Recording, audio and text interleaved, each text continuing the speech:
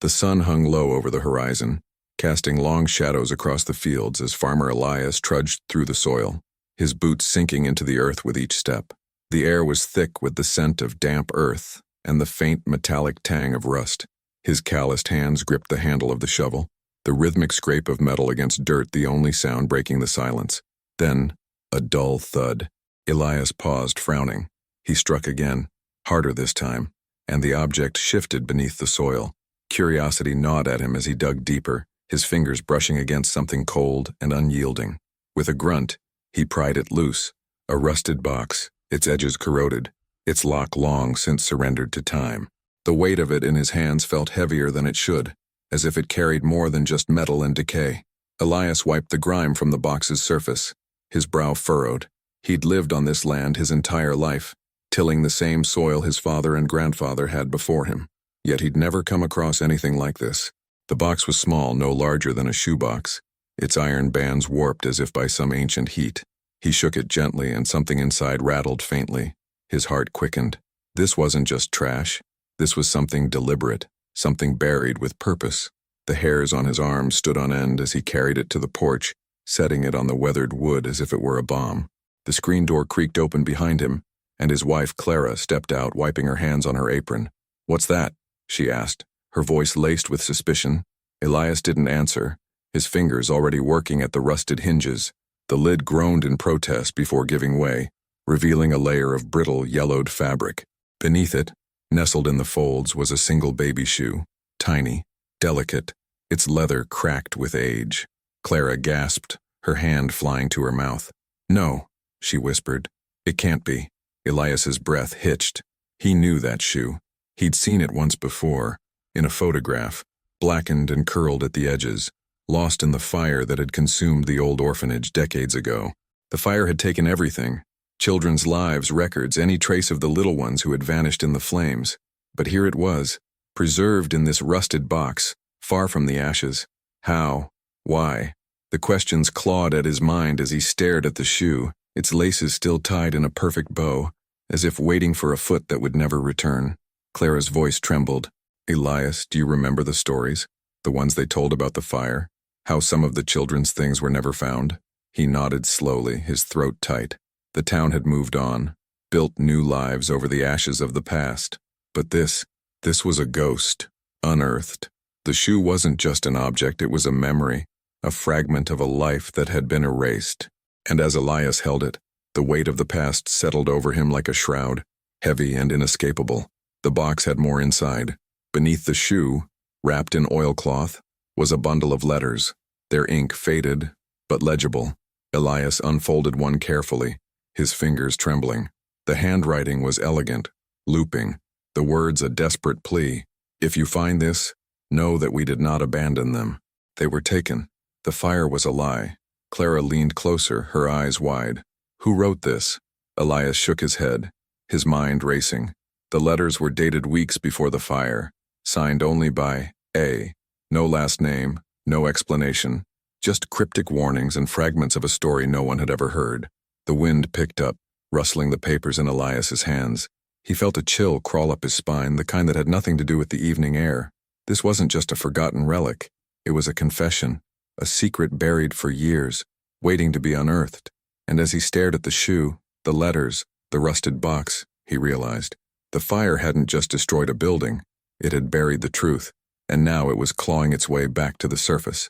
The letters felt like live embers in Elias's hands, their brittle edges threatening to crumble under the weight of their own history. He and Clara sat in silence, as the last sliver of sun vanished, the kitchen light casting a sterile glow over the artifacts spread across their worn table. The baby shoe, the rusted box, the stack of oilskin-wrapped letters, they were no longer just objects. They were evidence. The word echoed in Elias's mind, sharp and accusatory. Evidence of what? The fire had been the town's great tragedy, a closed chapter memorialized by a plaque, and a collective, unspoken agreement to never look too closely at the scars. But these letters, they were a surgeon's scalpel poised to cut the scar tissue open. Clara reached for another letter, her movements hesitant as if the paper might burn her. She unfolded it with the reverence of a nun handling a sacred text. Her eyes scanned the faded lines, her lips moving silently. "This one is different," she said, her voice barely a whisper. It's not a warning. It's a list. She slid the paper across the table. Elias leaned in, his heart hammering against his ribs. The ink was faint, but the words were clear. A list of names, 12 in total, followed by dates of birth. All children, all under the age of 10. And at the bottom of the list, a single, chilling sentence. They are not gone. They are with the collector. The collector? Elias repeated, the words tasting like ash in his mouth.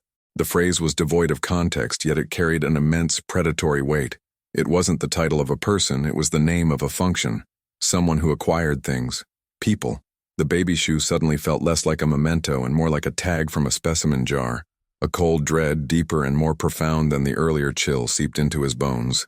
This wasn't just about a cover-up of negligence or an accidental fire. This was something far more deliberate, far more sinister. Clara's face was pale, her usual warmth replaced by a stark fear. Elias, we have to take this to the sheriff. It was the logical, the rational next step, but Elias hesitated. He thought of Sheriff Brody, a man whose family had been in town for generations, a man who spoke of the fire with a distant, rehearsed sorrow. He thought of the town's fragile peace, built on the foundation of a story they all told themselves. To bring this forward was to declare war on that story, to accuse their own neighbors, their own history, of a monstrous lie. Not yet, he said, his voice firm. We don't know what we're dealing with, we need more. His gaze fell upon the last item in the box, a small, leather-bound journal tied with a frayed string. He had saved it for last, a primal instinct telling him it was the heart of the mystery. He untied the string carefully, the leather cracking in protest. The first page was filled with the same elegant looping script as the letters. It was a diary.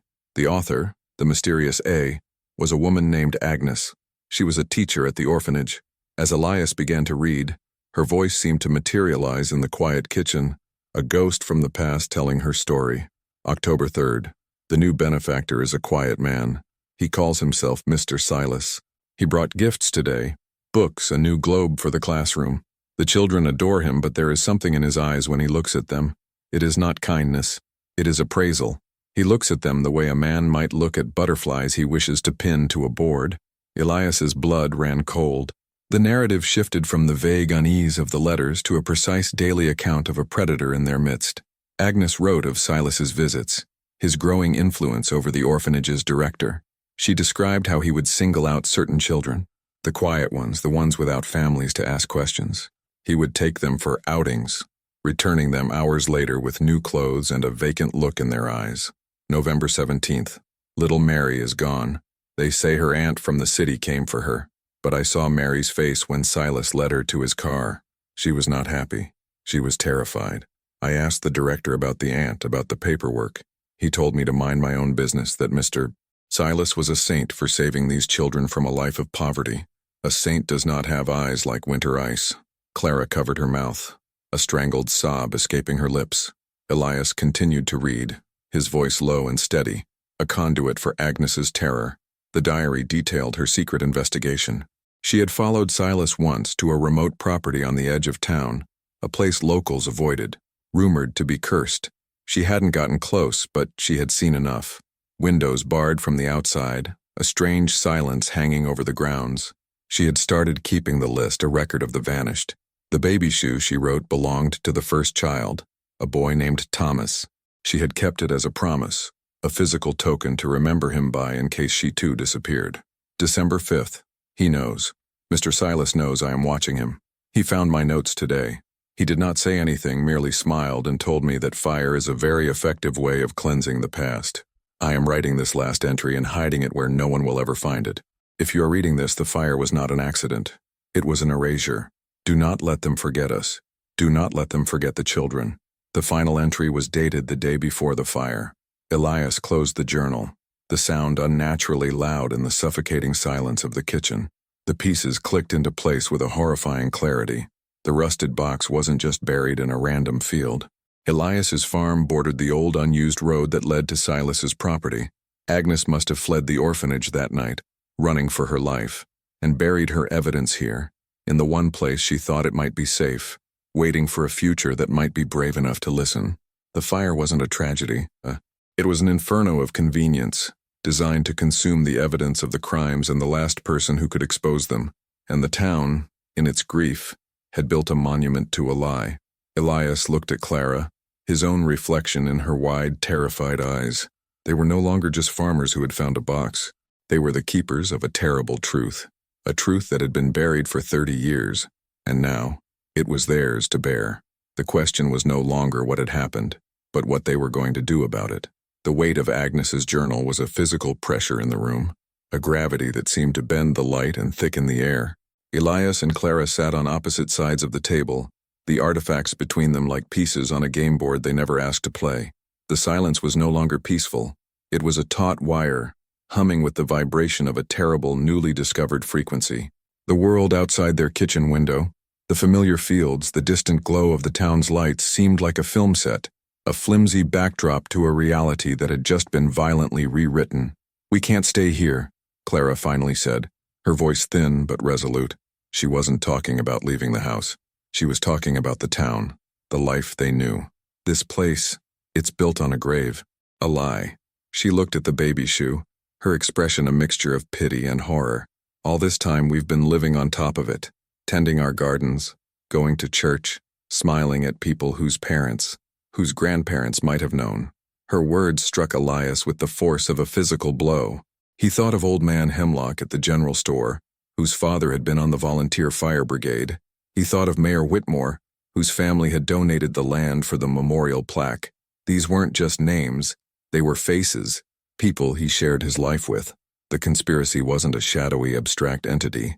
It had roots in the very soil of their community, entwined with the family trees of people he trusted. The enemy wasn't at the gates. He was sitting in the pews next to them every Sunday. "We have to go to the authorities," Clara insisted, her voice gaining strength. "Not the sheriff, someone from outside, the state police."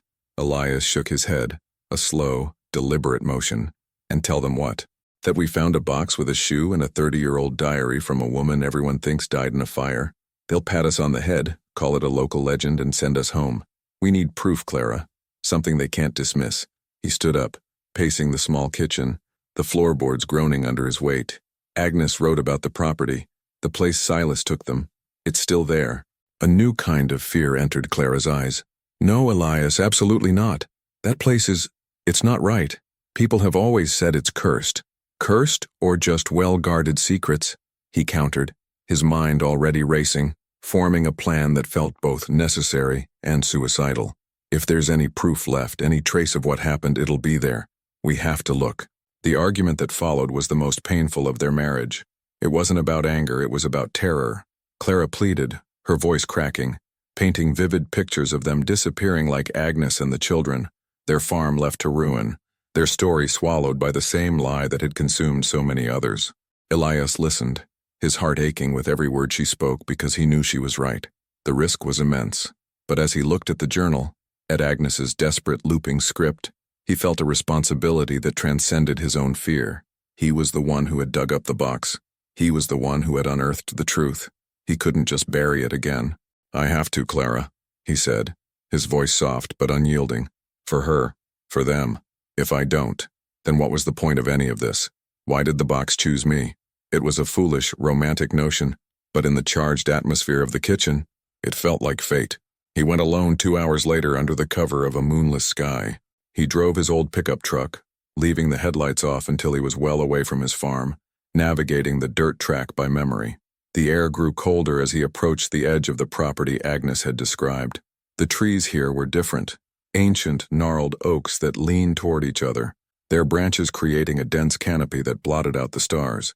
The silence was absolute, a heavy listening silence that made the hair on his arms stand on end. He parked the truck a quarter-mile away and continued on foot, a powerful flashlight cutting a nervous path through the darkness. The property was not marked by a fence but by a palpable shift in the atmosphere. The air smelled of damp stone and decay, and then he saw it. Not a house but a structure, low and long, half swallowed by overgrown ivy and decades of neglect. It was made of dark, formidable stone, more like a mausoleum than a home. The windows Agnes had mentioned were indeed there, narrow slits in the stone, and as his beam of light passed over them he saw the glint of iron bars, not on the outside, as Agnes had thought, but on the inside. They hadn't been put there to keep people out. They were put there to keep people in. A wave of nausea washed over him. This was it, the collector's vault. He circled the building, his footsteps crunching on dead leaves. The main door was a massive slab of oak reinforced with black iron straps, the lock rusted solid. It was impregnable, but as he rounded the back, his flashlight caught something else. A set of stone stairs leading down into the earth, partially hidden by a thicket of thorny bushes. A cellar. His heart hammered against his ribs as he cleared the branches away. The wooden door at the bottom of the stairs was swollen with moisture, but it was not locked. It groaned in protest as he forced it open, revealing a yawning black hole that smelled of wet earth and something else, something faintly sweet and cloying, like old perfume and dust. He descended the stairs, his flashlight beam trembling in his hand. The cellar was larger than he expected, its stone walls lined with shelves, but they weren't holding canned goods or wine. They were lined with jars, dozens of them, and as he directed his light toward the nearest shelf, the beam illuminated the contents, and the world tilted on its axis. Inside the jar was a small, perfectly preserved bird, its wings folded as if in prayer. On the shelf below, a snake coiled in a glass spiral. On the next, a collection of vibrant, unnervingly still butterflies. This was the collector's hobby. This was his aesthetic, the preservation of life, frozen in time. He felt a scream building in his throat, but it caught there, choking him. He forced himself to look further, deeper into the cellar, toward the far corner where the shelves ended. And there, leaning against the stone wall, was a small wooden rocking horse. Its paint was chipped, one of its rockers was cracked, but it was unmistakable. It was the kind of toy a small child would cherish, and sitting on its saddle, as if waiting for its rider to return, was a single, dusty ribbon, a blue ribbon, the same color as the one Agnes had described tying in little Mary's hair before she was taken. The flashlight slipped from Elias's grasp, clattering to the stone floor. The beam spun wildly, casting dancing shadows that looked like grasping fingers before it died, plunging him into absolute darkness. He was no longer in a cellar. He was in a tomb, and in the suffocating blackness he could finally hear the sound Agnes must have heard, not the sound of children playing, but the faint, ghostly echo of their silence. He stumbled back up the stairs, not daring to look back, his mind fracturing under the weight of what he had seen. He didn't find proof. He found a monument to a monster's obsession, and as he drove away, the image of the rocking horse burned into his mind. He knew with a certainty that chilled him to his very soul. The collector hadn't just taken the children. He had kept them, and in some terrible, unthinkable way he still had them. The drive back was a blur of motion without thought, Elias's body operating on pure, animal instinct. The truck's headlights cut through the oppressive dark, but they couldn't penetrate the darkness that had taken root inside him. The rocking horse, the dusty blue ribbon, the jars of preserved life. They weren't images, they were brands, seared onto the canvas of his mind. He didn't remember pulling into his driveway or killing the engine. He was just suddenly there, standing in his kitchen, the door ajar behind him, the night air a cold slap against his sweat-slicked skin. Clara was on her feet in an instant, her face a mask of frantic questions.